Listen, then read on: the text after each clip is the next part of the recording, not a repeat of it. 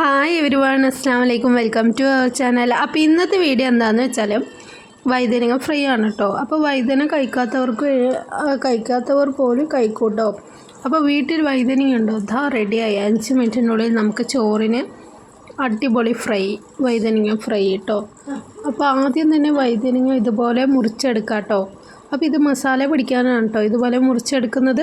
അപ്പോൾ ആദ്യം തന്നെ ഒരു പാത്രം എടുക്കുക, അതിൽ ആവശ്യത്തിന് ഉപ്പിട്ടെടുക്കുക, വരുന്നുള്ള മഞ്ഞൾപ്പൊടി ഇട്ട് കൊടുക്കുക, ആവശ്യത്തിനനുസരിച്ച് മുളക് പൊടി ഇട്ട് കൊടുക്കാം.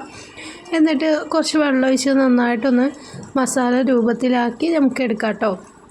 എന്നിട്ട് ആ വഴുതനയിലോട്ട് നമുക്ക് ഇതിലോട്ടിട്ട് വഴുതന നന്നായിട്ട് തന്നെ ഒന്ന് മസാലയൊക്കെ തിരുമ്പി നന്നായിട്ട് റെഡിയാക്കി എടുക്കാം.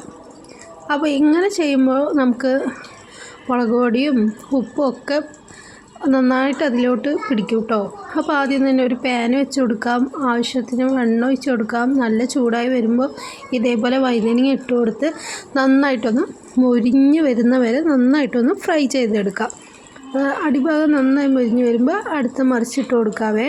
അപ്പോൾ അടിപൊളിയായിട്ട് ഇതാ നമ്മുടെ വഴുതനങ്ങ ഫ്രൈ ഇവിടെ റെഡി ആയിട്ടുണ്ട്. ഇഷ്ടമായാലോ ഒന്ന് ലൈക്ക് ചെയ്യണേ.